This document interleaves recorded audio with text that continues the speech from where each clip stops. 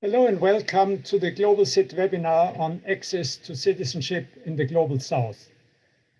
My name is Rainer Bauböck. I'm one of the 4 co-directors of GLOBALCIT, and this is already the 4th GLOBALCIT webinar in a series that has started in September. If you find today's debate interesting, I encourage you to watch the previous ones that you will find posted on the GLOBALCIT website under the Debates tab. For those of you who are new to the Global Citizenship Observatory, this is a web-based platform for research, databases, and debates on citizenship laws and electoral rights around the world. Today's roundtable is based on a forum debate started by Bronwen Manby, one of our guest speakers. In her lead essay, Bronwen proposed that decentralizing naturalization procedures to local levels might help create better access to citizenship in many countries of the Global South. For tonight's roundtable, we've invited, next to Bronwen, 3 other contributors to this forum debate. This was a pretty random selection while keeping in mind a diversity of viewpoints and regional expertise. I apologize to the 12 other authors who all provided important insights to the forum debate and whom we could not invite all to speak tonight. I hope that many of them will watch this event. Tonight, we will broaden the topic beyond naturalization procedures and raise more general questions.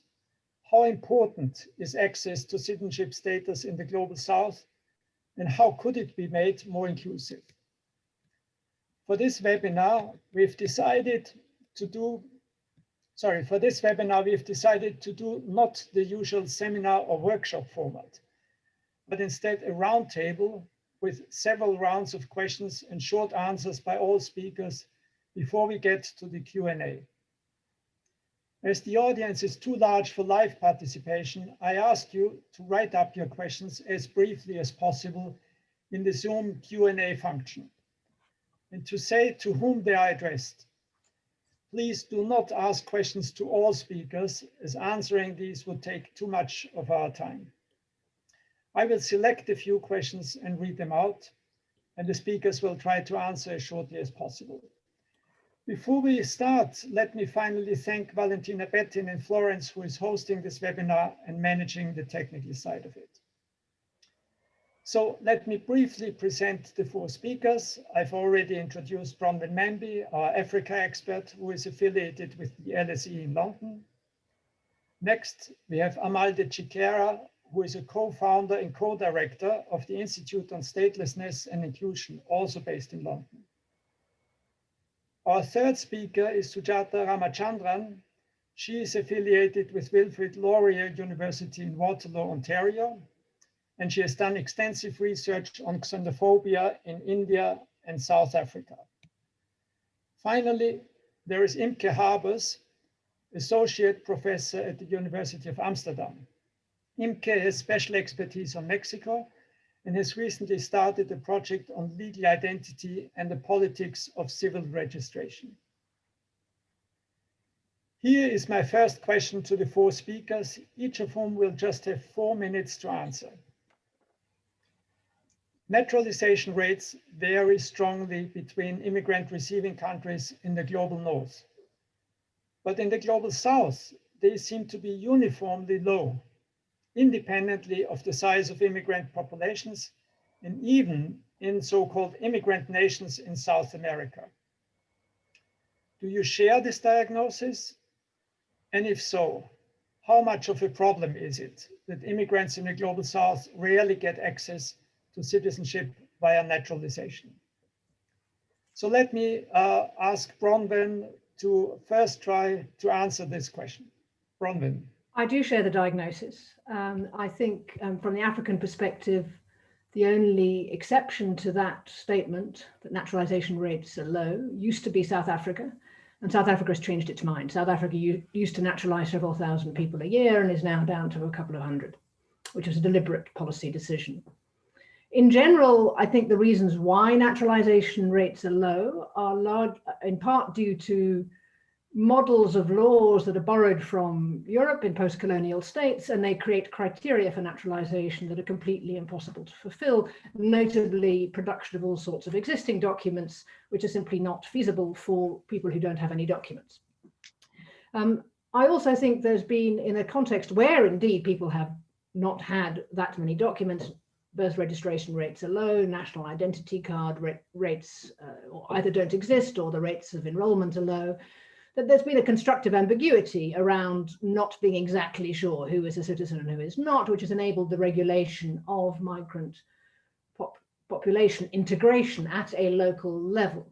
And so that has meant the lack of access to naturalization has been less problematic. But I think it is increasingly problematic because the question of the requirements to hold documents to be able to do anything, including in countries which historically have not had very strong documentary requirements, is becoming very pervasive. And if you don't have the right document, you are much more excluded. Therefore, having a formal naturalization process that works becomes much more important.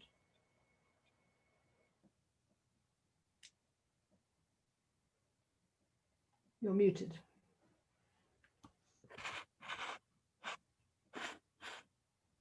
Rainer, you're muted. Yeah. Okay. Thank you, Bronwen, for a very concise and clear answer to the question. But let's say whether we can get a debate going on this panel. So I turn next to Amal. Do you share this view or do you disagree? Thank you, Rainer, and thank you, Bronwen, as well, for initially inviting me to contribute to the really interesting series of essays on this topic. My area of expertise and the perspective from which I approach this issue is the right to nationality, and particularly looking at people who've been denied this right and who are therefore stateless. And so I may not be the best person to provide a scientific, well-considered answer to the question. Anecdotally, I would agree, and this also goes back to my heritage as a Sri Lankan and growing up in Sri Lanka, a developing country. And what I've noticed in Sri Lanka, but also in other countries in South Asia, in some African countries as well, is that there tends to be maybe two reasons as to why there are barriers to naturalization. And one is to do with the relative economic disadvantage that the general population of those countries face, and this fear that opening up naturalization will allow foreigners to come in and buy up the natural resources of the country. And a second concern is this question of kind of the pull factor, whereas if you allow refugees, if you allow migrants to naturalize, you're just going to attract more impoverished people into your country. So this fear of people who are either more privileged than you or less privileged than you tends to, in my experience, shape the way states kind of limit naturalization. But I think there's a deeper question here, which is that states are allowed to get away with this, and states have it completely within their discretion in ways that states aren't allowed to exercise discretion in other areas of public law when it comes to naturalization. And so I think we need to be scrutinizing powers of naturalization the same way we scrutinize other ways in which states exercise power. My second point to make on that is that there is, of course, a deep correlation with the right to nationality itself. And many people who should be naturalized or who have no pathway to citizenship but naturalization, they actually potentially should be granted citizenship by right. And I will elaborate on this point further on. But just for now, let me say that I think sometimes these two pathways to citizenship by right, whether it's by birth on the territory or birth to parents or citizens, and citizenship by naturalization are seen as two very divergent pathways. And the assumption is that if it's by naturalization, you're pretty much at the mercy of the state. But if you look at these two different pathways through a discrimination lens, then you see that this isn't necessarily the case. And the example I would like to point out is actually the example of gender discrimination in nationality laws. And the fact that in a number of countries, 25 countries in the world, women don't have equal rights to pass on citizenship to their children. And around 50 countries, women don't have equal rights to pass citizenship on to their spouse. And now in the context of spouse, what this means is that the woman's right to confer nationality onto her spouse is viewed as the spouse's pathway to naturalization. And the spouse being denied due process and a clear pathway to naturalization actually undermines the citizen spouse's right to confer nationality onto them.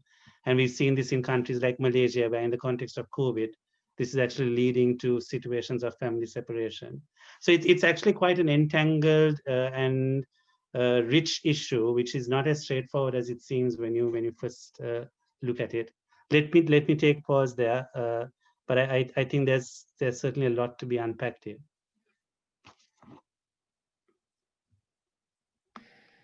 Thanks, Amal. Let me next turn to Sujata. You have worked on two countries, South Africa and India. And especially in the Indian context, there has been a big debate about a civil registration effort that was plainly had discriminatory intent, and a citizenship law that, again, excluded one particular group from access to citizenship. So how would you assess these experiences and try to generalize them? So, the question raised more questions for me. And I must also preface my answer by saying that I'm also not the main focus of my work actually is not on citizenship. It is on international migration in the global South, and particularly on social and political projects of exclusion, of xenophobia that exclude particular groups of migrants. So it is from that perspective that I'm looking at this issue. For me, there were a number of questions that were raised immediately, which was to ask if the low naturalization rates are uniform all across the global South, or is it only for certain countries? A second question is whether it applies to all non-citizen groups and other groups who are being affected, or is it affecting only particular groups of migrants who don't have access to those rights, such as refugees, labor migrants, irregular migrants. We know that those categories generally don't have pathways to naturalization and citizenship. And if it is certain groups, only certain groups who are being excluded, why? What is the reason for it? I think that's another important question we need to ask. And then we need to ask, well, why is that so? I mean, is it because of policy, that there is no provision for naturalization and citizenship, or the provisions of the policy exclude certain groups? Is it because of weak institutional capacity? That's certainly the case in India, where you don't have, a great majority of poor citizens don't have adequate documents to confirm that they are citizens. Is it because of institutional barriers for particular groups? Is it because of highly cumbersome procedures for naturalization, for citizenship, for example? And then is it because of projects of xenophobia, which is something that we are seeing both in South Africa and India? Or is it a combination of all of these elements? Now, the two case studies that I presented very briefly in my commentary showed slightly different patterns. On the one hand, as Bronwen said, South Africa has made it very clear that it does not want to naturalize migrants. It wants to make the pathway to naturalization and citizenship as exceptional rights. Of course, there will be legal challenges to it, and I hold out some hope for South Africa because the judiciary is very progressive. So I have some hope there. India is a reverse pattern. India is not averse to naturalization, but India is very selective in naturalization. India has informally naturalized people in the past, and now it is undoing it. So it is actually denaturalizing now in Assam through the National Register of Citizens. And at the same time, it is allowed fast-track formal pathways of citizenship for selected groups. These are religious minorities from the three neighboring countries of Bangladesh, Pakistan, and also Afghanistan. There are two slightly different tendencies that I documented in my own work.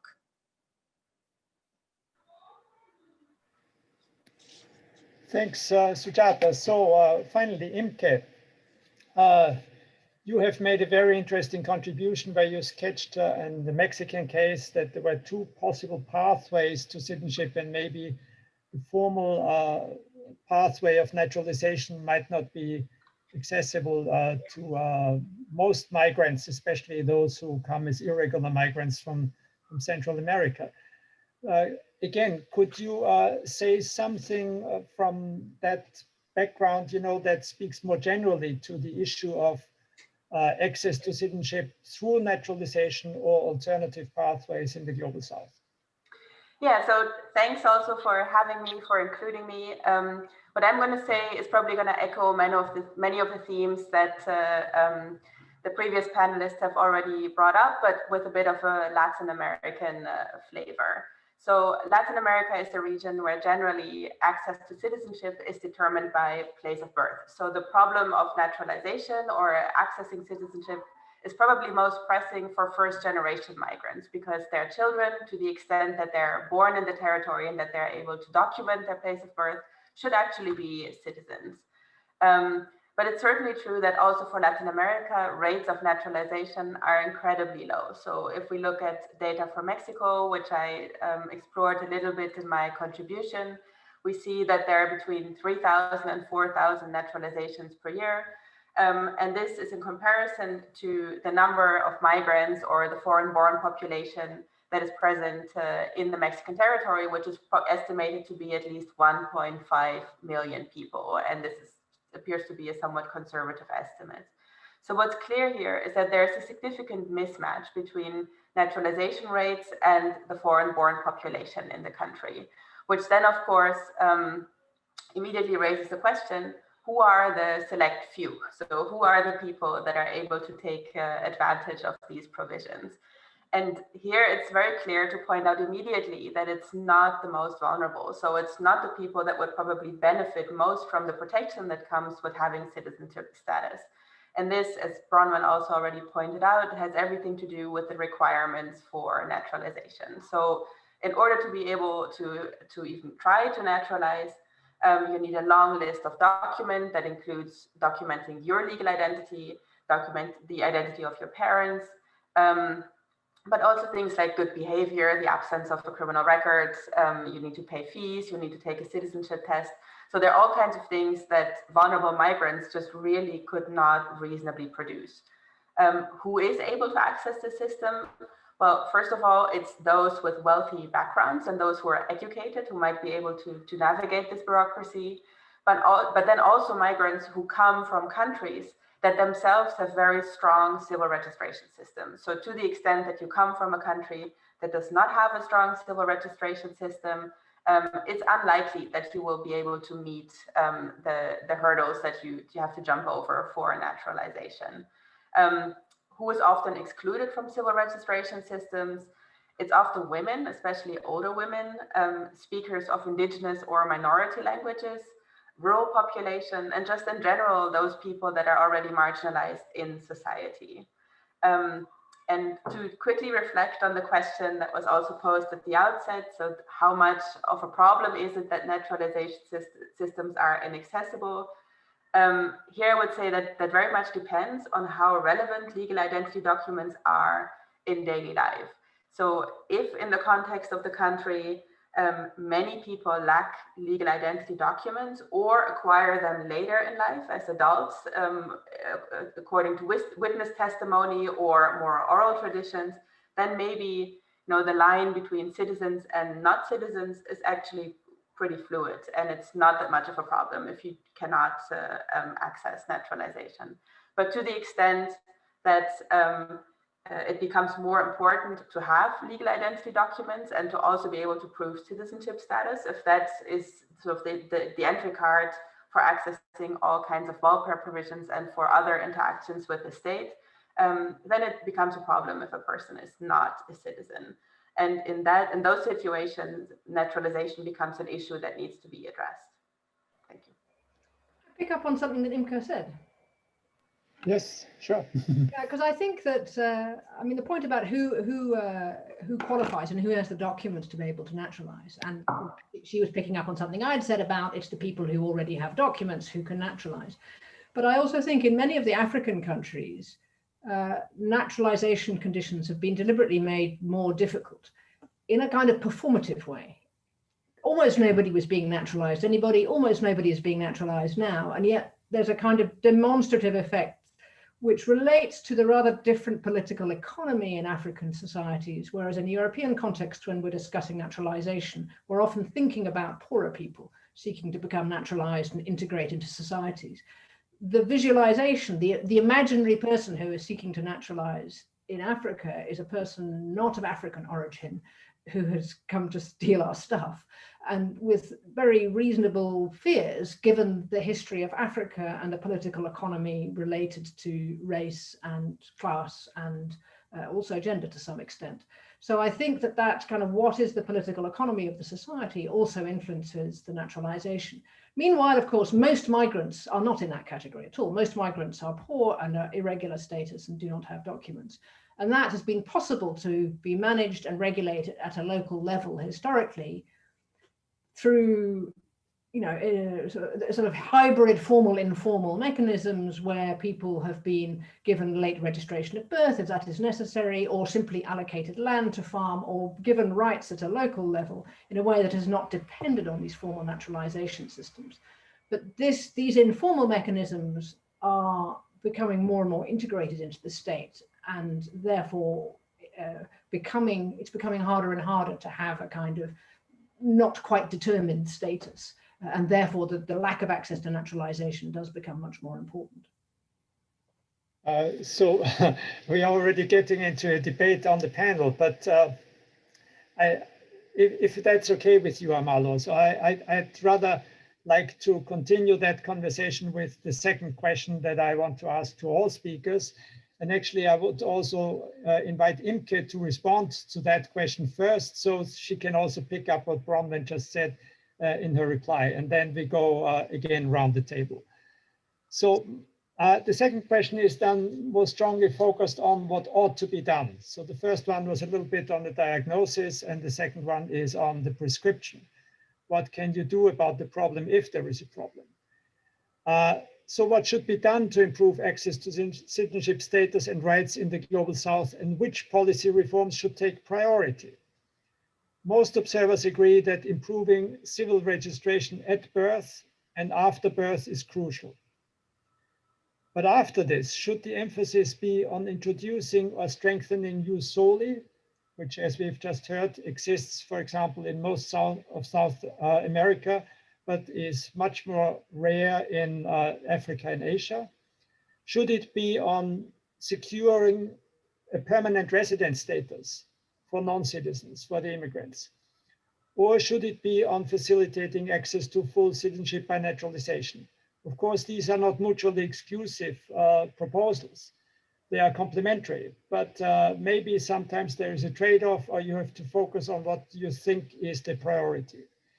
And if you agree with these policy reform goals, how could they be made more realistic? We've just heard where the resistance against opening naturalization comes from. So what do you think could be done to create some kind of consensus behind policy reforms that would enhance access to legal statuses more broadly, including that of formal citizenship? Imke, you want to continue? Yeah, so I'll continue with that. And actually, I think my response ties nicely into Bronwen's previous point. So I'm going to stick with the issue that I know better, which is civil registration. And I said in response to the previous question that I think civil registration is very important. So one possible answer to the question of what should be done is that we really want to improve access to civil registration. And we can see why that might be appealing. So in countries like in Latin America, where citizenship is based on place of birth, this would guarantee that at least the children of migrants have a claim to citizenship. A lot of other countries also allow naturalization based on the ability to show a significant and long-term link to the country. Oh, we lost Amal. And and this would also then, so if this is the basis for naturalization, then also in countries where, so then also potentially children of migrants in those countries would be able to show a significant link to the country because they have been born there. So from this perspective, it is tempting to think that expanding access to civil registration is really the answer. And in general, I would agree, but also in relation to what Amal said, I think it's important to first take a step back and think about why people have been left out of civil registration systems in the first place. And to recognize that the blind spots that exist in the system of civil registration are not politically neutral, but they are there intentionally in many cases. And to make sense of this, we have to recognize that citizenship is a political relationship between populations and the state.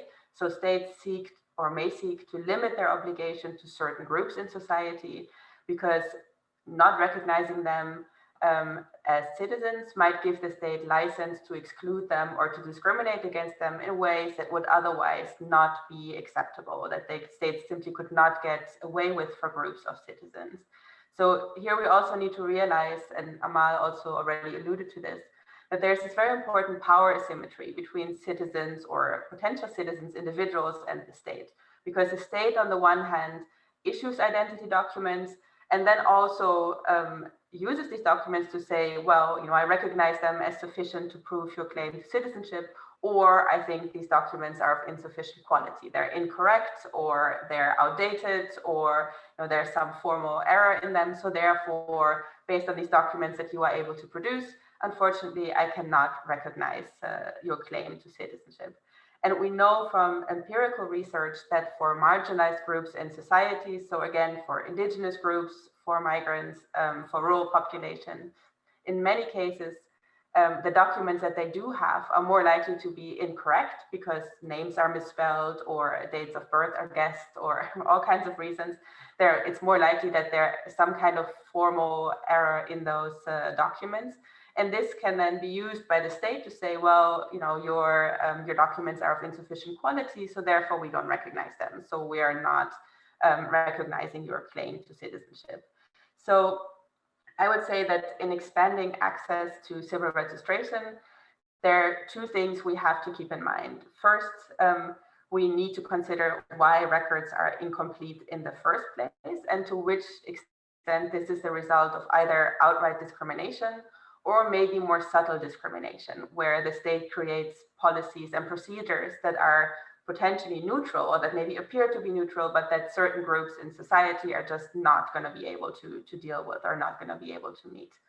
And then we also need a clear recognition that it's the state's responsibility to actually make sure that civil registration systems are inclusive and that they're accessible. So that if the documents are incorrect or incomplete for certain groups in society, then that cannot be held against individuals who come from that group because they did not have the same opportunity to obtain legal identity documents as other citizens.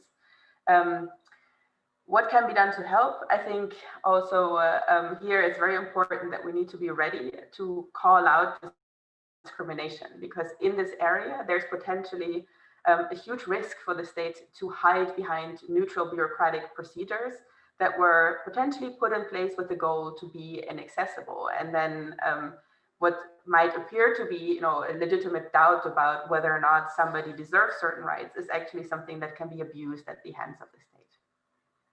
Okay, I'll leave it there.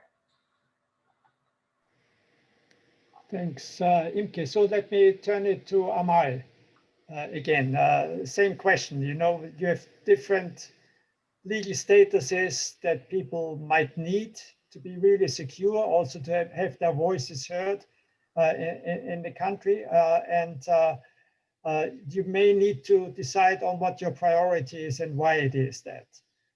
So could you consider this, especially the relation between introducing, strengthening soli where it doesn't exist, introducing something like permanent resident statuses for non-citizen immigrants, and again, access to citizenship through naturalization. Thanks very much, Rainer. And I mean, I would very much echo what Imke said and build off that. And I think the mistake that is often made and which it's really inexcusable to be making in this day and age is kind of perceiving and viewing all of these procedures and and processes as somehow being neutral, and also being bona fide procedures that set out to do exactly what they say on the tin. Often that isn't the case, and there are deeper kind of prerogatives that are being pursued. I mean, as Bronwen mentioned, the economic or the political factors that states take into consideration when determining policy on naturalization. When we talk about naturalization, we talk about naturalization as a pathway to citizenship when people have a certain connection to the state, whether it's by residence or by marriage or by living in that country under a protected status as a refugee or a stateless person, for example, leading to facilitated naturalization. So it's very much from the perspective of an individual being able to live their lives with their family in an equal way in the society that they are used to. But when we look at the way states perceive and view naturalization, this isn't always the case. And I think that tension between the individual's perspective and the state's perspective goes to the heart of the problem that we're trying to dissect here.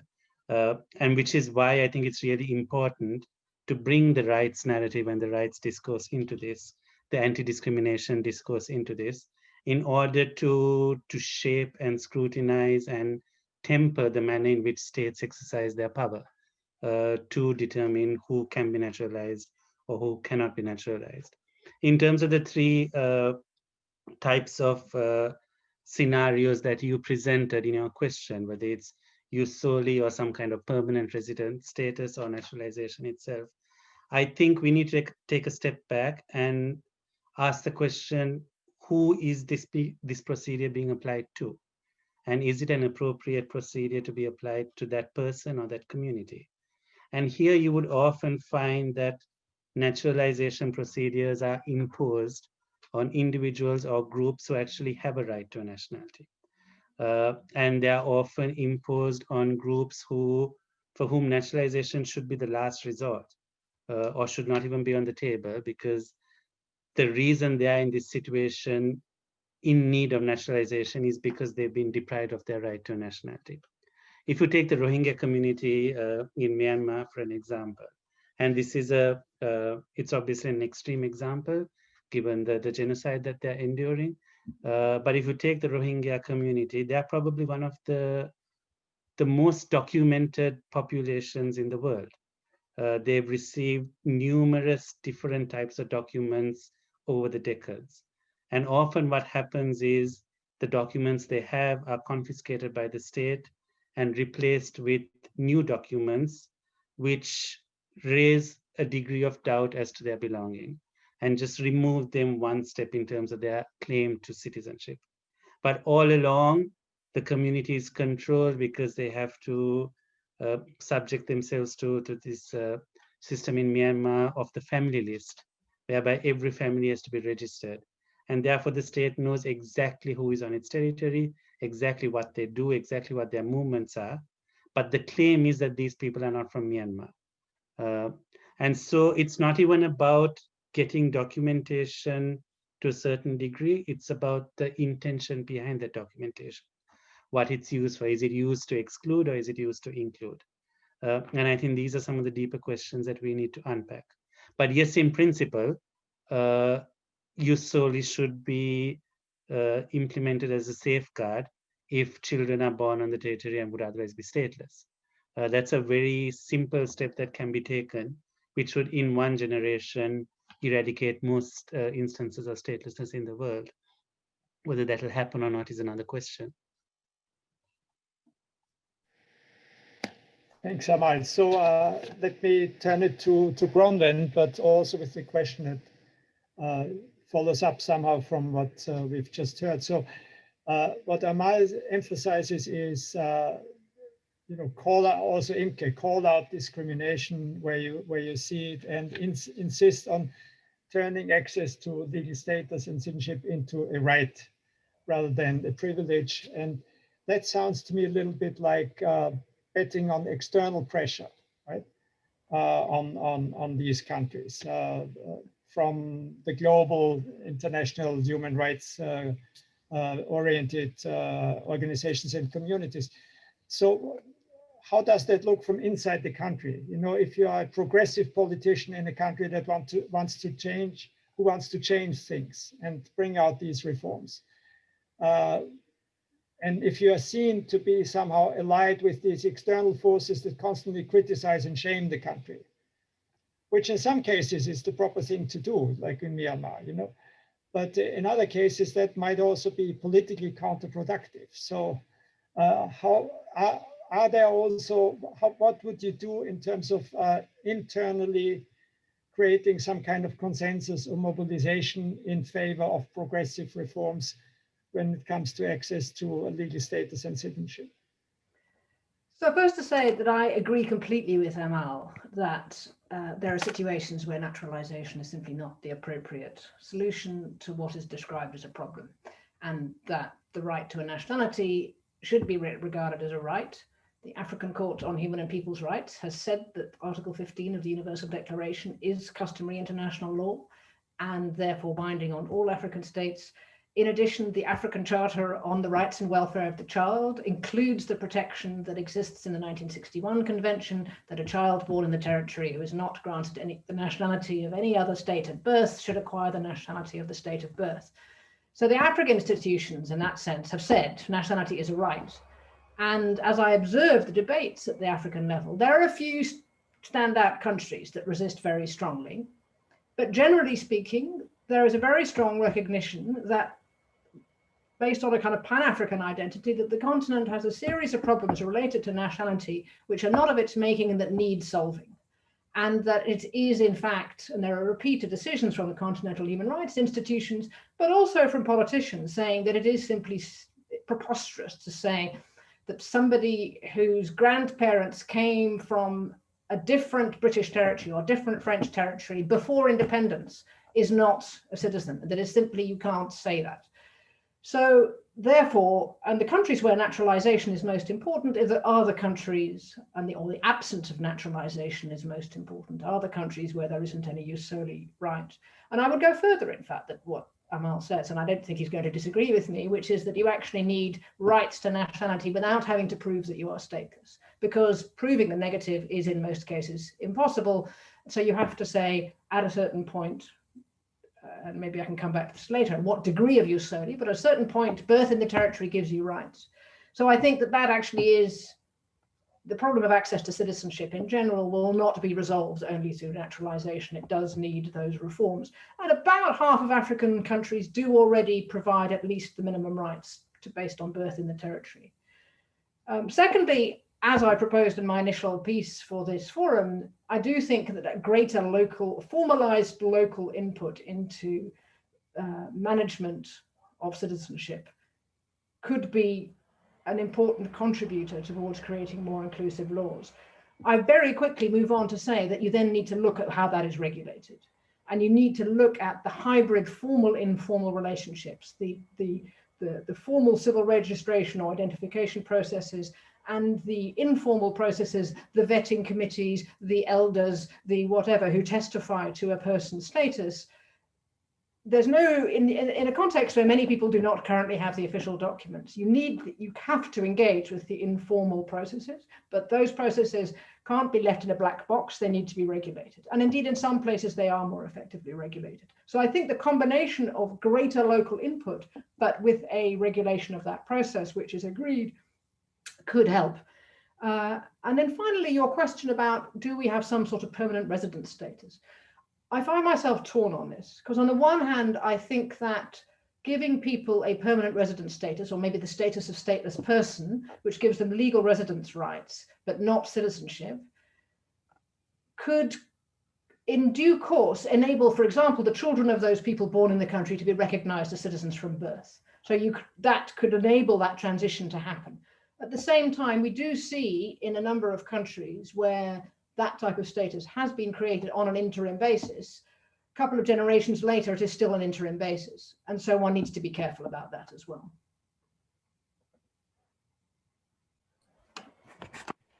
Thanks, Bronwen. Finally, Sujata, could you try to address the same question of possible and desirable reforms and what the priority should be? I'm going to respond by talking a little bit about what happened in India. Now, India, basic services were not tied to citizenship status, so that even if people did not have documents to prove it, it did not prevent them from participating in the daily life.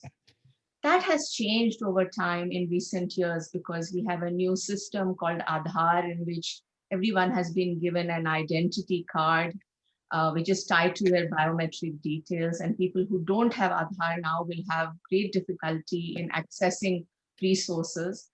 The question of citizenship status becomes meaningful when there are exercises to identify who are undesirable migrants in India.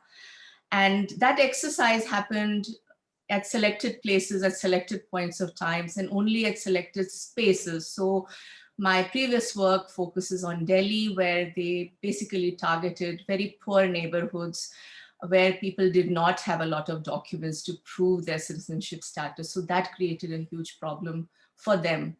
That issue has been magnified because in the exercise of creating the National Register of Citizens in Assam, everyone had to participate. So some of those difficulties of proving status, of being able to give documents to establish one's families and ancestors' ties to India became evident at various scales, and not just affecting poor people. But essentially, it is very poor people who are identified as being the illegal Bangladeshi migrants, because in India, the focus is entirely on this particular group, who are often asked to produce those documents, who often do not have those documents. And there has been very little discussion on those challenges. And oftentimes it is assumed that people who don't have documents are then illegal migrants, which is also not always the case. So I think the important thing is to in fact sensitize the public in India, especially about that particular lack of documentation among people, so that aspect can be addressed. Unfortunately, that the state, the bureaucracy itself has been very indifferent to these challenges, even though this is not a new challenge. This has been going on since the early 90s. So civil registration and giving people a whole set of documentation so that they can make their connections to India, where they've lived, the history of their family. Those are very much tied to class-based status, and the likelihood of someone having many documents to prove those connections is very much dependent on whether somebody's gone to school, where they worked, if they have IDs, identity documents from their offices, if they have property deeds, which not many poor people do not have. So I think in India, the priority would be to improve some sort of, the recognition of those obstacles for people to prove that they are citizens. The dilemma, of course, is that many a times these questions become important when there are exercises of exclusion, of identifying undesirable migrants, of removing them, of deporting them, of removing their access to services, which is a very big issue in India. And it's because about the 2 million people who have been identified as non-citizens, it is unclear what their future status will be. Unless we can build consensus so that there is some willingness to give some degree of rights, I really don't know what their position will be in India and generations down the road of people who have been declared stateless in this case, or they've been declared non-citizens, because Bangladesh has clearly indicated that it is not going to accept any of these people unless the government of India provides documents to prove that they are Bangladeshi citizens. So very ironically, the challenge of documentation, which affects such people, is affecting the Indian government too, which now cannot prove to the government, to its counterpart, the government of Bangladesh. So that's a very serious exercise.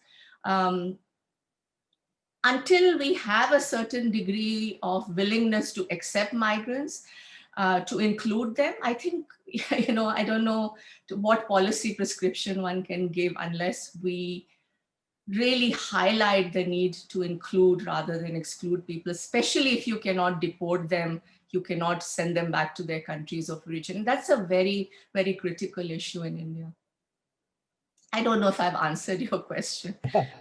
Well, the questions are just meant to stimulate interesting responses, and this is what they've certainly done now in the second round. Let me ask a third question before I pick up the questions that come now in from the audience. And so far, we've talked about problems in the global south, in inverted commas. And we have seen that there are common issues like lack of documentation and low naturalization rates that persist throughout the global south. But of course, once you try to say what it takes to change things, then the context of each particular country matters enormously. And we should be talking about how context matters in our third round a little bit. What are the differences that matter most for citizenship reform?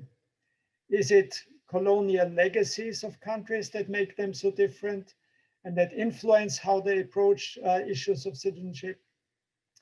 Is it geopolitical differences between world regions? Do we see different approaches between South America, Sub-Saharan Africa, Southern India, etc.? Or is it level of economic development? And finally, is it the democratic or autocratic nature of the political regime? Presumably, it makes a difference whether citizens can vote, and their vote has a meaningful effect on the composition of the government. So how would you factor in all these differences into explaining what goes on, and also again into the question what ought to be done? And I start with Amal in that third and last round of general answers from our panel. Thanks, Rainer. Very, very optimistic of you to expect a comprehensive answer to that in 3 minutes. But I mean, the short answer is I think they all matter, and they all kind of play a crucial role. But also, I think they overlap in various ways, and they play against each other.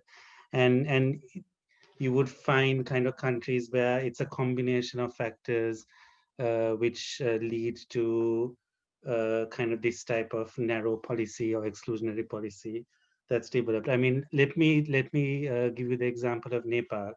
So Nepal was obviously never colonized, but or never fully kind of governed by the British. But Nepal was in a region which was widely colonized, and if you look at Nepal today, I mean, two of the issues which really dominate the nationality discourse are xenophobia with regards to India in particular, given the open border between India and Nepal, and a deeply patriarchal system which views kind of family identity flowing from the father as opposed to the mother.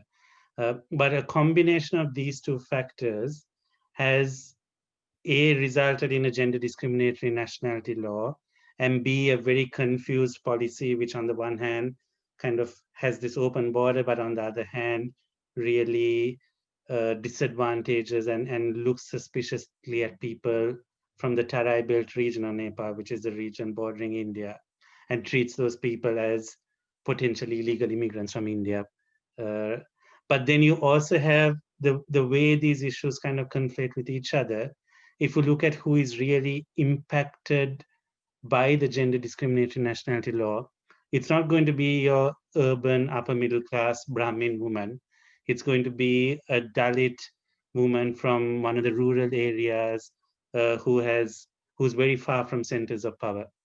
And I think this is reflective of kind of the way this type of issue plays out globally as well, in that it's often very convenient, and you see this in the authoritarians playbook, but you also see it in the populist Democrats playbook. It's very easy to kind of identify and target and scapegoat certain communities or certain characteristics to raise suspicion about their belonging, and about their inclusion, and then to really use that as a platform, either an authoritarian platform or a democratic platform to kind of to get yourself popular and get into power. And one thing that I've noticed, I think, is that states are cottoning on to the fact that nationality is an incredibly powerful thing. And it is your citizens who vote for its representatives. But if the representatives then can usurp the power to determine who their citizens are, they can control who votes for them. And they can exclude entire communities who wouldn't vote for them. And they can scapegoat those communities. And so we have these moves in India with Assam, or in Myanmar with the Rohingya, or in the Dominican Republic with Haitians of Dominican origin, of large groups being disenfranchised because states have realized how powerful nationality is, and how by taking away someone's nationality and an entire community's nationality, you can actually shape the way that community is viewed by the rest of the country. And you can justify the discriminatory treatment that that community endures, or the fact that they are excluded from access to certain rights. So I think we need to really question this. And that then takes us to what I see as probably the ultimate barrier, or the final barrier in the nationality rights discourse, which is this tension between national sovereignty and the right to nationality. And you would see with other human rights issues, so the freedom from torture, for example, we passed this barrier a long time ago, and we no longer would accept that a state in any situation has a sovereign right to torture people. But we still accept that a state has a sovereign right to determine its nationality law, even in a way which undermines the individual's right to nationality. And we need to question this. And this is not a phenomenon that is restricted to a particular geopolitical area or a particular history of colonization or an authoritarian or a democratic regime. This is about a state consensus to control who is seen as within the polity, and that serves the purposes and interests of all leaders, whatever their kind of background or their political inclinations are. And I think this is this fundamental question which we need to be trying to address. Thanks, Amal. You have very elegantly brought it back from questions of differences of context to fundamental issues that are common across contexts at a global level, and require somehow norms of international law to be fleshed out in different and stronger ways. But let me turn it to Sujata. Since you have also been involved in research in two very different contexts, both of them democratic ones, but really starkly different in many ways. How would you answer that question? How much and why context matters in issues of citizenship policies and reforms? Well, I think we need democratic regimes with strong institutions and a very strong commitment to the key principles of equality and rights. We do see that in South Africa. If you look at public opinion surveys and you compare the attitudes of South Africans and Indians, you find that that xenophobic tendency is much stronger in South Africa than it is in India. And yet conversely, in a very interesting twist, the South African judiciary has made a number of very progressive judgments. It has restrained the government from going ahead and implementing policies that are highly discriminatory to migrants. And so it has been able to contain those xenophobic strains to some extent. India's the reverse has happened, even though India, like South Africa, has a vibrant civil society organizations. In India, it was the Supreme Court that actually authorized the exercise of the National Register of Citizens, which is not known, even though the provisions for creating a National Register of Citizens was laid as far back as in the early 2000s under a coalition government led by the Bharatiya Janata Party. So no government of India wanted to create that register because they knew how difficult and problematic it is. And we are talking about 1.3 billion people, and they all have to participate in that exercise. I think we also need in India much greater discussion on what it means to be included in the register and excluded in the register. We also need a much broader debate on acceptance for migrant groups and people who are being vilified as the illegal migrant groups. A big challenge in India, and I think this is very critical to point out, is that not all of those who have been identified as being non-citizens may necessarily be non-citizens. So there may be individuals who were born in India, whose parents were born in India, but who could not provide adequate documentation to prove that they were citizens. So the question is much bigger than simply about a group that was excluded from those rights. And finally, I think we really need to very critically interrogate those projects of exclusion. That critical lens has been missing in India for a very long period of time. It only sort of increased a little bit when the Citizenship Act was amended to provide fast-track citizenship rights for certain groups. And then there was clear opposition to it. And clearly a lot of people were asking why certain groups were being given those rights. It takes about 12 years presence in India to apply for naturalization. In this case, these groups were given those rights in 5 years. We need more debate on it. We also need a much broader public debate, one that is that's not mired in that xenophobic discourse, as it often is, one that talks about the future of those people who have been excluded by the new register that has been created in Assam. Unfortunately, the political dispensation and political circumstances in India are such that I don't know if I can be very optimistic about it. I think we have to see what will happen in the next little while. It's very unfortunate. I think that's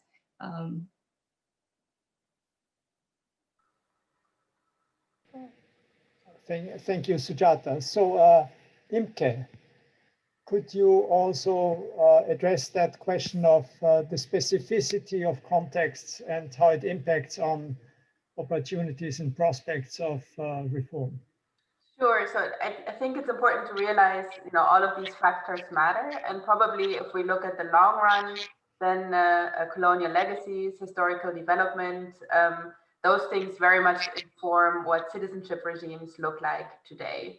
But if we think about reform, which could mean, I think, either an outright change in the law or a change in the way that the law is sort of enforced or is applied, then clearly political variables matter a lot. So this could point us in the direction of regime as a key variable. And I think it's very important to realize that it's not clear at all that democracies will necessarily strive to be more inclusive in their policies. And I mean, India is an excellent example of that. So what comes with being a democracy is that the stakes of inclusion are potentially much higher than they would be in an authoritarian regime, because in a democracy, everybody who's included in the political community formally has the right to voice and has the right to vote, so will also be participating in the decision-making process. And if we look at the historical development of many democracies, for instance, in the Americas, so if we look at the United States, for instance, then democracy was underpinned by the exclusion of large groups in society, indigenous people, but also formerly enslaved people. And arguably, democracy was only acceptable or was only really an option because it was clear that certain people would not get to participate. And that is true of many democracies in Latin America as well. So the suffrage was very restricted. And in contemporary times, it's very hard to formally exclude large segments of your population from voting if they're citizens. The way you can exclude them is if you create doubt about whether or not they're citizens. That gives you leeway to get around that norm of universal suffrage. I think with authoritarian regimes, the implications of extending citizenship are less clear to me. So on the one hand, we could say that claiming a person as a citizen reaffirms the state's authority over that person. So we may assume that states have a strong incentive to claim everybody in their territory as a citizen, just to ensure that it's clear that they have authority over that person. But then on the other hand, recognizing a group of people as citizens also legitimizes them as a political force within the territory, and means that they are a force that has to be reckoned with. So from that perspective, it may be attractive to not recognize them as citizens. So what I would say is that I don't expect really a strong relationship with regime type, but what matters much more probably is the ideology of those who are in power, and whether or not the regime carries out or it promotes a nationalist ideology. And if the ideology motivating the regime or promoted by the regime is some flavor of nationalist, then it matters greatly whether the regime is interested in pursuing assimilation or accommodation towards a certain societal group, in which case we would expect to see a strategy aimed at inclusion, or whether the strategy is exclusion, in which case we may also see that rights that had already been taken for granted, or that may already have been de facto exercised, are being rolled back and are all of a sudden vanishing. So things may also very well get worse.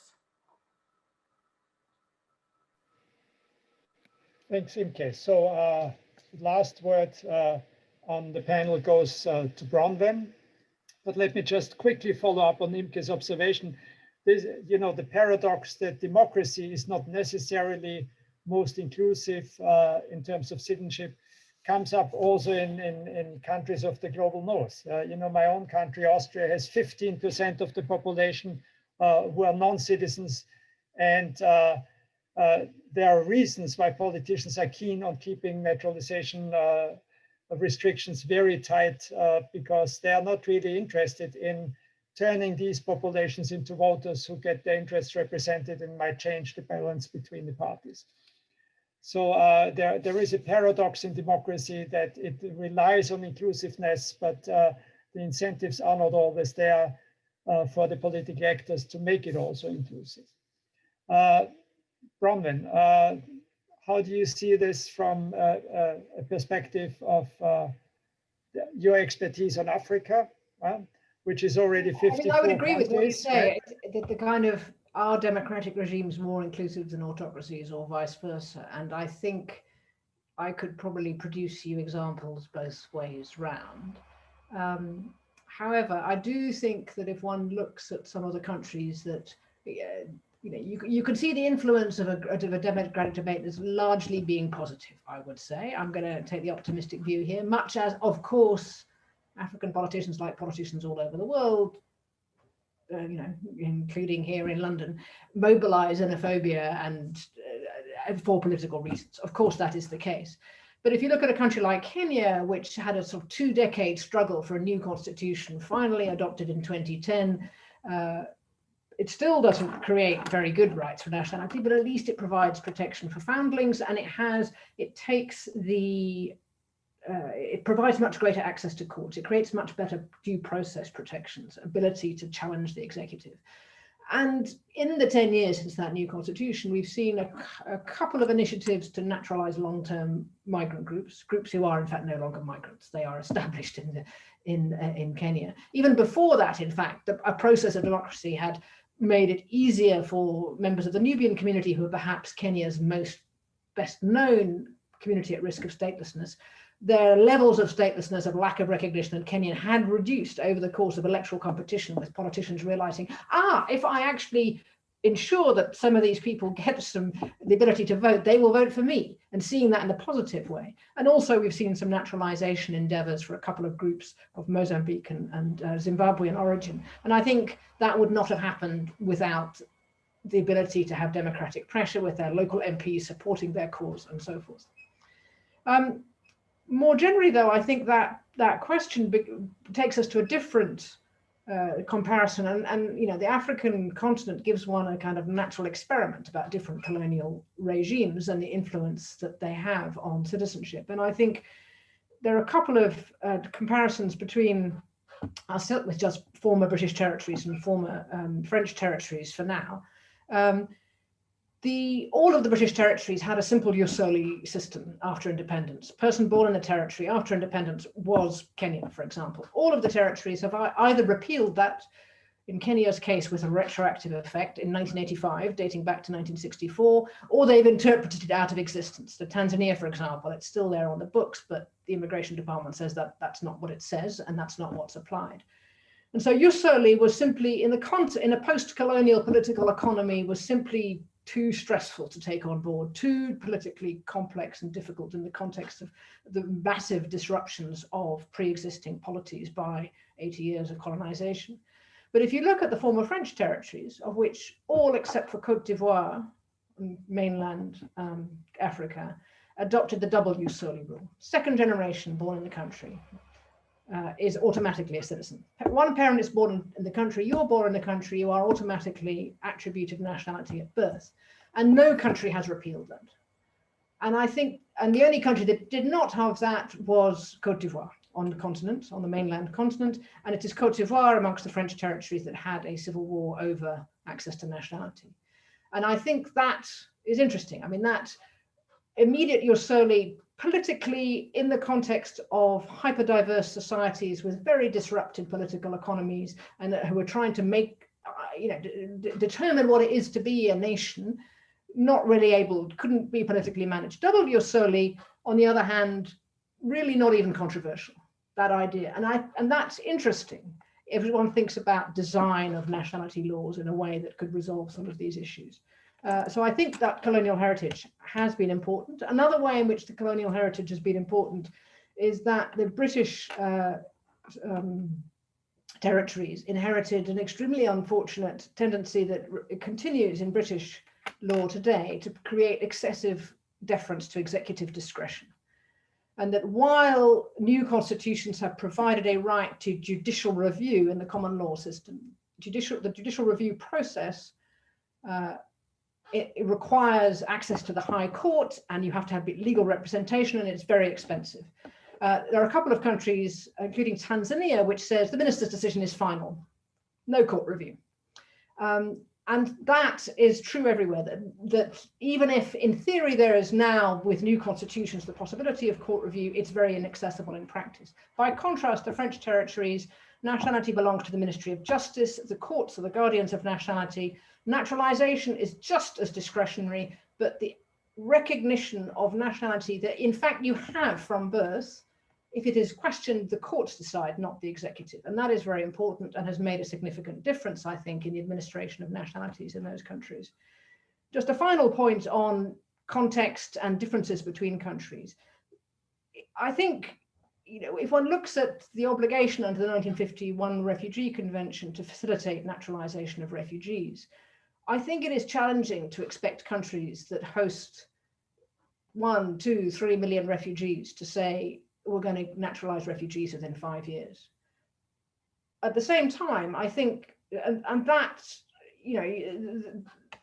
at the same time, you can say, well, after 20 years, after 30 years, after how many years, their children, and I think thinking about how that works, and Tanzania, for all the fact that I've badmouthed it here, is also the example of the most generous mass naturalization of refugees, I think anywhere in the world, of 100,000 former Burundian refugees dating from the 1970s, who in a rather long drawn out and contested process were eventually recognized as Tanzanian and have Tanzanian citizenship. Now, the current regime is saying, no more of that. But that process, I think, and there have been a few much smaller examples that do exist. There's this recognition that up to how long will you say that these people are still refugees, especially those who are former refugees for countries where there's no longer refugee status, so Liberians, Sierra Leoneans, Angolans, more controversially Rwandans. Again, that kind of process, that what is the process by which we are going to recognize them? And this is being litigated in South Africa, for example, at the moment. But that, I think, is thinking about what one would mean by facilitated naturalization of refugees and at what point, I think, is something that needs some creative thinking in the African context, when you have had some very large refugee flows, and thinking politically, socially, how do you actually manage that? Thank you very much. We are right on time according to my secret schedule. And we'll open it now for the Q&A. And as I said before, I'll read out the questions that have come in. We have 7 so far, and they distribute quite nicely in terms of whom I will ask that question. And the first 2 questions are following up on what Bronwen just said, again about refugees and their access to citizenship. But since they refer specifically to the South African context, I'm going to ask Sujata to address these 2 questions. So the first comes from Ruby Ziegler, and he writes, South Africa is an example of a country that has recently adopted a more restrictive policy, lengthening the residence period for recognized refugees from 5 to 10 years. Thinking generally, I would be interested in the panel's analysis of the ramifications of limited access to citizenship on refugee integration and rights.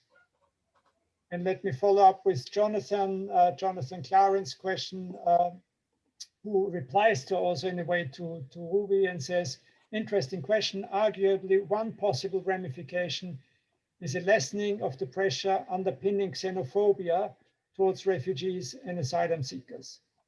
Some prominent analysis of the South African polity would point in this direction.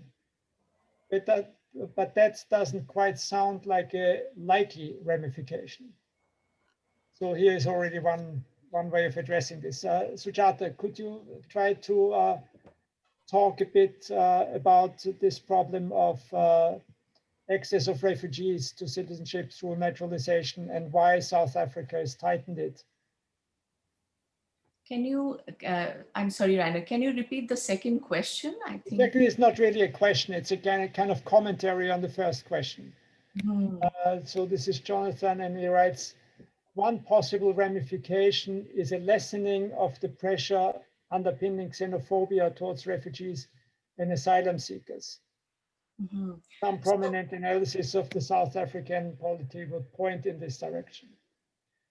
So I'm not sure why he thinks a lessening of the pressure underpinning xenophobia is probably the condition, he thinks, for facilitating access to citizenship for refugees. But just let us know what you think about this issue. So for a certain period of time, and it had to do really with the Zimbabwean crisis, South Africa received very large number of asylum seekers. It became the top asylum seeking country in the world. And that raised a lot of concern about the large number of refugees entering South Africa.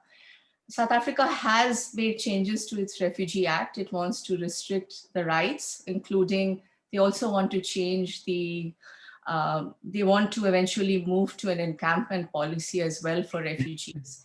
But these changes themselves will probably very likely receive some legal challenges involving civil society organizations. And it's very possible that the courts may rule against those policy changes. So one of the things that is interesting in the South African case is that because of the history of apartheid, South Africa's constitution has very strong protections in place. It rejects the idea of discrimination. It also has provisions. It explicitly claims that South Africa belongs to all those who live in it. And South African courts have used those statements as a kind of a paramount policy against which they are assessing all policies. So they've been able to use some of those changes, proposed changes, and reject them on the grounds that it fundamentally goes against the spirit of South Africa's constitution. And that may well happen. But very clearly, they do not want refugees to have access to naturalization. And as I responded in one of my early answers, that they are going to block the pathway to naturalization for most migrant groups, whether it's refugees or even temporary migrants. Citizenship and naturalization will become an exceptional right. It remains to be seen what will happen, how courts rule on it. I'm more optimistic. I feel that courts may be able to intervene successfully in this case. I would not have the same optimism for India, unfortunately. Thanks, Sujata. So the next two questions are addressed to Imke. And the first one comes from Diego Acosta. He says, excellent question. Imke, who are the privileged ones who manage to naturalize in Mexico? I guess the same question applies in all Latin American countries. Do you know of any empirical studies of the question you raised in Mexico or any other Latin American country? And the second one comes from Martin Fink, co-director of the Global Citizenship Observatory. And he asks a question to Imke on why naturalizations by foreign-born persons are so low in Latin America, even if on paper conditions seem relatively accessible in terms of residence requirements. I'm not yet fully sure about your perspective. Are naturalization rates so low mainly because A, citizenship does not make much of a difference in daily life, or B, migrants don't need to naturalize to secure citizenship status of their children because of use soli, as claimed through civil registration? And I see that Martin had a follow-up possibility C, or C, is it out of reach for most due to too many administrative obstacles and requirements? Yeah, so let me start with the first question about empirical studies. It's very challenging. So if you, I haven't found very good data on this. The way I dealt with this in the Mexican case is by looking more specifically at, so what, based on what we know about the people that migrate to Mexico, and then the nationalities of those who are able to naturalize, there we see a substantial mismatch. And that mismatch is logically explained by what the process looks like, basically, and then also who can navigate that process. So I don't know how many other countries make available the data about the previous nationalities of the people who naturalize, but I think that's a useful proxy for trying to understand this and trying to understand who gets to naturalize.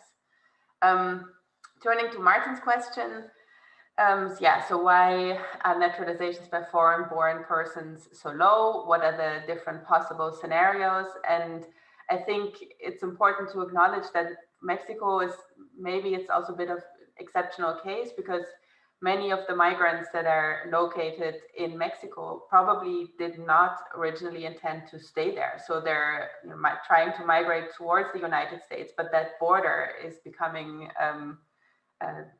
it's becoming increasingly impenetrable. So, and it's a long journey. So many of them do end up staying in Mexico probably for much longer than they initially anticipated.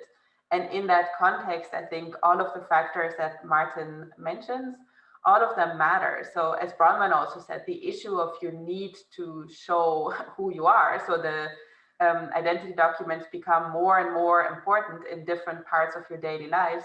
That is certainly true for Mexico as well. So there are all kinds of different efforts to roll out identification systems that make it harder for people who do not have ID cards and who are not able to prove their legal identities.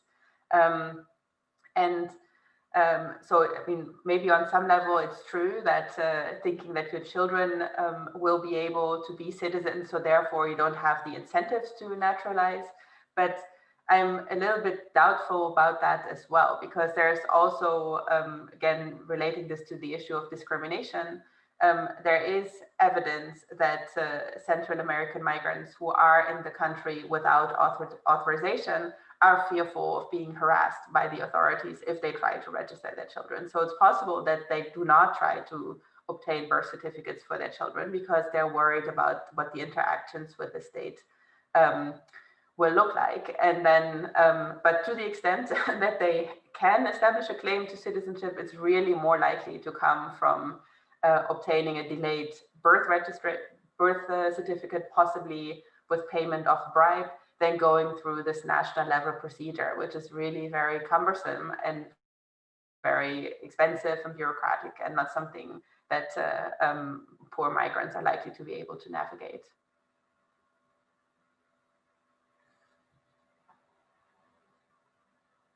You're muted, Rainer. Yeah. Thanks, Imke. There's obviously lots of scope for further research also across Latin America in order to address these empirical puzzles. But let me next turn to a question by Lillian Frost. And it's mainly, I think, addressed to Bronwen. So I'll ask Bronwen this question. Thank you for this fantastic discussion. That's not the question, that's a compliment that we, of course, appreciate. Building on Bronwen Manby's observation that African concerns regarding naturalization are quite different than European ones due to different histories and migration contexts. Are there ways we can discuss greater access to naturalization in the Global South while recognizing that the vast majority of the world's refugees are located in the Global South? How can we address state concerns in the Global South that such efforts serve as one, among others, to keep refugees in the Global South and prevent them from reaching the Global North? Should discussions about reforms to naturalization in the Global South take place at the same time as discussions about reforms to migration and refugee policies in the Global North? So that's a rather big question, this one, and it's the only one I'm going to ask you. Just a small question. I mean, you know, all of these debates around statelessness, around other questions, I mean, they do, you know, they raise the, you know, the question of Dmitry Kochanov is that, you know, that citizenships come in different qualities. There are some countries that are much better to be confirmed as a citizen of than others. It is, you know, if you are confirmed as a citizen of the Central African Republic, it's not likely to greatly improve your rights by comparison to going via Mexico and arriving in the United States and building somehow other getting regularized and staying there. I mean, there is, you know, that there are certain realities there, and that anybody working in this space is always conscious of that ethical is confirmation of the citizenship where the person is the best, in the best possible interests of that child, for example. And that, I think, is a challenge and that one should constantly be thinking about. So from that point of view, yes, I do think that there's obviously a connection between refugee and migration policies in the Global North compared to the Global South. But even, you know, coming back to that Central African Republic discussion, and the Central African Republic has been convulsed a couple of times in recent years by mass expulsions of people alleged to be from Chad, a process which actually sorted out in a more equitable way who are the recent migrants and who are not, and who are citizens and you know, who are not, would actually, I think, you know, amongst the anxieties about access to resources is the sense that everything is in flux. It's not certain. My rights, those whose citizenship is uncontested, feel threatened because they don't know what's going on with what elsewhere, which is true in any society. So how does one think about that? How does one develop the rules that enable people gradually to transform from one status into another in a way that also creates the consensus about that you have written about, Rainer, about who is the demos, which is on which democracy is based? And I think sometimes the most open rules can create backlash, and one has to think carefully about what are the rules that work, while always bearing in mind that there is a right to a nationality and that there are people whose right to have a nationality in the place where they are cannot legitimately be denied. So I do think those questions are complex. The question about refugees' access to nationality, I think, you know, also is different in the context of, for example, Uganda facing inflows of very large numbers of people in a short period of time from South Sudan, compared to the UK, for example. It's just a very different context, but I think one has to give some allowances to that context. I don't think that saying we're never going to give people citizenship in the Global South because in some future utopia they're going to get resettlement in a rich country is in the long term a good solution for those people. Thanks. And finally, I'll have two questions addressed to Kamal. And they come from, let's see,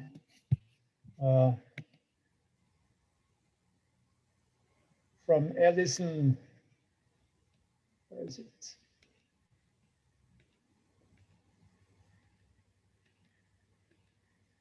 Sorry, I'm running through the thread here and I don't find. is one question, but there was one by Yelena. I think it's been moved to the answered questions by mistake. Ah, okay, that might be. But I start with Yelena's question, right? So she writes, excellent comment about the intersections between race, class, gender in shaping communities through exclusion. Amal, you also mentioned the powers of the state in determining citizenship, status and rights. I'm wondering whether what the state represents could be changed. For example, through grassroots movements, change in political elite structure, or international norms. And if and how such a change, in whichever direction, would affect the conception of the people and by extension, the regulation of citizenship, as well as the rights granted to different communities. And now I can hope, yes, now I see the question by Alison Petrociello. And she starts with Imke, but I'm going to address it to you, Amal. Imke's observation about spelling errors and incomplete documentation being more common among historically marginalized groups also applies in the Dominican Republic. If we are to hold the state accountable to make the process of civil registration more inclusive, what might this look like? Put another way, how can states be held accountable to take responsibility for historical wrongs and exclusions? It seems to me that an advocacy point we collectively need to continue to raise is that strengthening civil registration must always mean rooting out all forms of discrimination. But we also have to think pragmatically about what this would look like and propose the creation of very practical means for addressing it. So, Amal, the floor is yours. Let me start with Alison's question and then move on to Yelena's one. I think, I mean, just a few kind of reflections I have in relation to that. Firstly, yes, absolutely. If the underlying legal framework is discriminatory, then registration or documentation, or now the moves to biometric and digital ID, which are layered on top of discriminatory systems, aren't going to solve any problems. They are just going to entrench them further. And Bronwen has written extensively on this issue. So we definitely need to be talking not just about documentation, but about documentation which is conducted in a manner which challenges and eradicates, to the extent that it's possible to eradicate, discrimination. But I think there's another issue here, which is that we need to question the very bureaucratic kind of position and norm of always treating everything with suspicion. And the starting point of any bureaucracy seems to be, we need to do everything we can in order to ensure that someone who doesn't deserve this doesn't get it. And in the process of doing that, what they often do is they exclude many people who actually do deserve it. And there doesn't seem to be a proper weighing of the cost of all of these criteria and hoops that people have to jump through in order to prove who they are and what that means in terms of who's being excluded.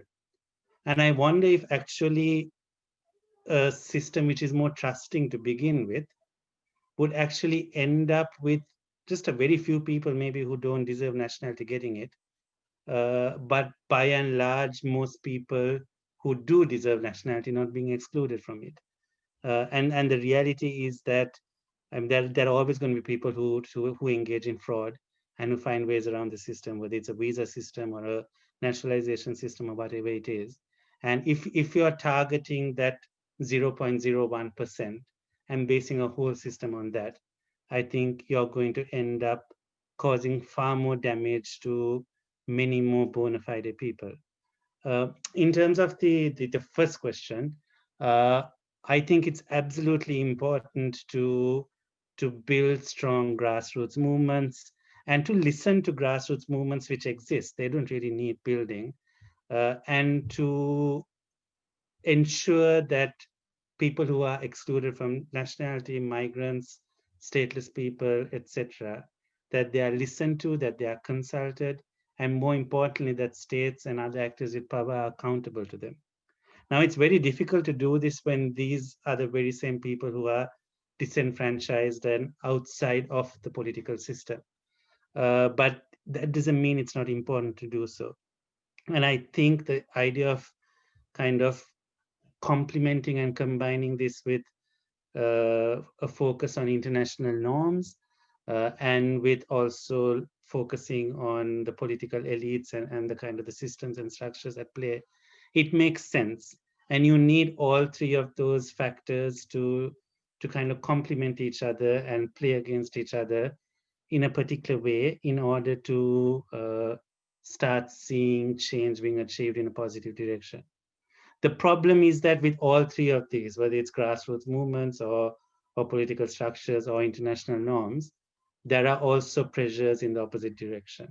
And so it's very easy to kind of rouse the grassroots against migrants. And that's what populists do. And it's very easy for courts to kind of give more discretion to the state, as Bronwen mentioned, and to kind of shirk the court's responsibility of judicial oversight. And so we find that on all of these fronts, there is both the need to make progress, but also the need to fight against regression. And so it's a kind of a very tricky balancing act that those of us operating in this space need to try and perform. And it's in very pressing and difficult circumstances that we have to perform it.